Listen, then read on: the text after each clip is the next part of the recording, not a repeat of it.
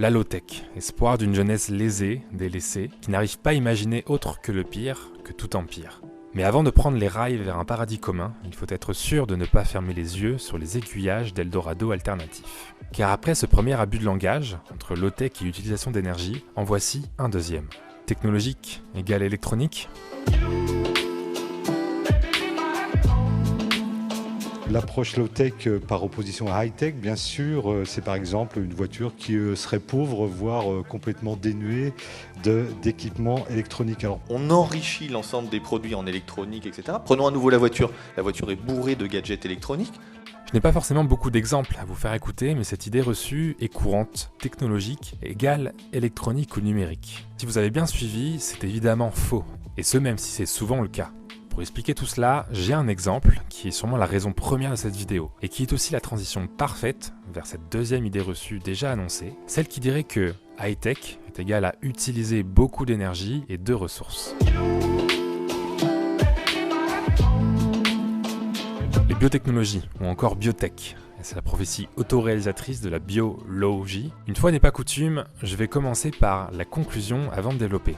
#pyramide inversée. Les biotechnologies sont l'exemple parfait pour démontrer que 1. Technologique n'est pas forcément synonyme d'électronique ou de numérique, et que 2. High-tech est aussi synonyme d'utiliser moins d'énergie et moins de ressources. Alors déjà, soyons clairs, les biotechnologies font partie des technologies les plus poussées qu'il soit, et je dis cela sans condescendance, car il s'agit du domaine dans lequel je suis. Il s'agit du monde avant tout de l'infiniment petit, dont on ne connaît encore rien, et la meilleure image est pour moi celle d'être à la proue du navire. Chaque chercheur, chaque étudiant sur son projet est tellement aux portes de la connaissance, du fait de la précision de son projet, qu'il a sur ce dernier plus de connaissances que n'importe qui au monde.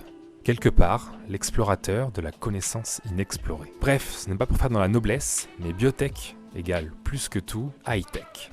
High-tech également dans les outils qui entourent les biotechnologies, que ce soit les ultra complexes microscopes ou encore les techniques de génie moléculaire et de biochimie pour synthétiser les composants organiques de toute l'industrie biotech. Bref, tout ce domaine demande un réservoir de connaissances et de savoir quasi infini. Mes propos font directement écho à la définition, vue dans la première vidéo, du terme technologie, au sens de connaissances nécessaires pour développer un outil ou une technique. D'ailleurs, saviez-vous qu'en 2019, le savoir médical a doublé tous les 72 jours, soit une multiplication par 1000 en moins de 2 ans. Et ça coule de source maintenant, on se rend compte que technologique peut être égal à biologique, à organique. Chimie verte, biocarburant, batterie électrique constituée de bactéries, ou encore plus généralement toutes les biotech au service du médical, voilà autant d'exemples pour ne pas avoir le futur comme étant forcément robotique et numérique. Et on peut aller voir encore plus loin. Les potentialités peuvent être bien plus ambitieuses et surtout avec plus de sens pour l'humanité. Car aussi poussées qu'elles soient, aussi high-tech qu'elles soient, les biotechnologies sont surtout celles des futurs où seraient consommées à peine 1% des ressources énergétiques déjà utilisées actuellement. Entre parenthèses, ce chiffre n'est pas un consensus scientifique, il n'y a pas de source, c'est simplement pour vous donner l'image. En revanche, ce qui suit est plus intéressant, en tout cas plus scientifique, et déjà démontré. Pourquoi cette baisse drastique d'utilisation d'énergie ? Eh bien pour cette simple et bonne raison que la biochimie s'est développée déjà depuis plusieurs milliards d'années. C'est une merveille d'optimisation. Et c'est le CNRS qui le dit lui-même, le programme AlphaGo, qui a récemment écrasé les champions de Go, consomme 1000 fois plus d'énergie qu'un humain à la même table de jeu.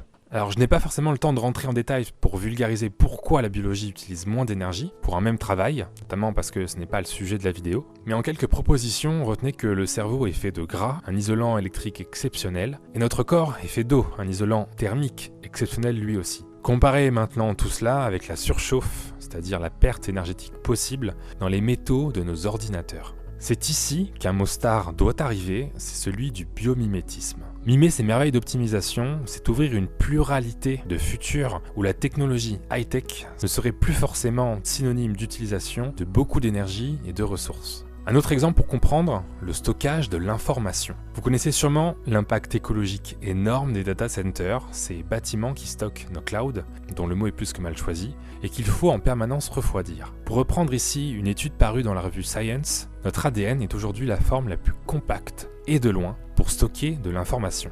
On estime notamment, accrochez-vous bien, que l'on peut mettre plus de 200 000 millions de gigas par gramme d'ADN. De quoi contenir l'intégralité des livres écrits depuis le début de l'histoire de l'humanité dans une seule et unique cuillère à café d'ADN.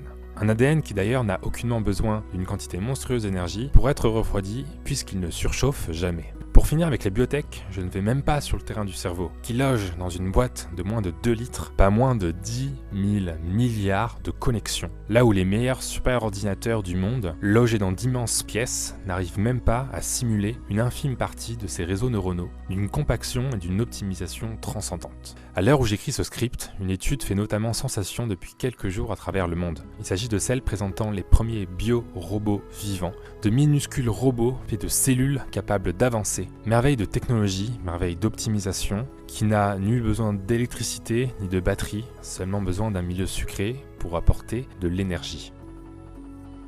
C'est ici sûrement le point le plus important que je voulais aborder, celui qui montre que faire de la recherche, faire de la high-tech, biotech, c'est aussi une voie pour penser une écologie qui, demain, pourrait s'aider d'une bonne utilisation des technologies, elles-mêmes totalement repensées. Et je pense profondément qu'il serait plutôt déraisonnable, non souhaitable, de balayer ce que l'on appelle la technologie d'un revers de la main pour simplement avoir brandi l'étendard d'une low-tech qui est encore à chercher sa véritable définition. La low-tech au quotidien est bien entendu plus que pertinente, plus que jamais. Je prends par exemple personnellement un véritable plaisir à découvrir les friperies, à utiliser un dentifrice sans emballage ou encore à ne plus avoir besoin de réfrigérateur. Mais pour la santé, il me semble difficile de concevoir la low-tech comme étant souhaitable. Lorsque je rencontre des patients malades de cancer ou de neurodégénérescence, veuillez noter ici que j'utilise l'émotion comme rhétorique, #Clément Viktorovitch, je ne peux que souhaiter le développement de techniques ultra poussées, de biotechnologie, high-tech, pour comprendre la génétique, l'épigénétique, puissance de notre cerveau ou de notre psychologie, pour ne souhaiter qu'une chose, que ces personnes aujourd'hui soient encore de ce monde. Il ne faudrait pas que la low-tech soit une solution pire que le problème. Je finirai d'ailleurs sur un dernier exemple, peut-être un ultime argument pour remettre en question cette notion de low-tech et l'importance de ne pas réfléchir sur cette catégorisation superficielle, ces termes creux, et bien plus se focaliser sur la technologie en elle-même, son sens, peu importe qu'elle soit low ou high. Le dernier exemple est celui-ci. Vous savez sûrement que l'un des endroits les plus pollués de France, c'est la vallée de l'Arve dans les Alpes. Et elle l'est à cause des particules fines rejetées par les feux de cheminée dans cette même vallée. Je crois qu'il n'y a pas plus low-tech qu'un chaleureux feu de bois. Pourtant, il n'y a peut-être pas plus polluant que ce même chaleureux feu de bois. Voilà, ce deuxième petit épisode est terminé. Pour modérer mon propos, je tenais quand même à citer les belles et inspirantes initiatives du Low-Tech Lab, qui méritent bien entendu, au-delà de l'utilisation d'un terme que je trouve mal employé, d'avoir le mérite de vouloir changer les choses, et je partage leur motivation profonde. Bien entendu, abonnez-vous, si possible en cliquant sur la cloche pour recevoir les notifications. N'hésitez pas à commenter, liker et bien entendu, partager. Ciao!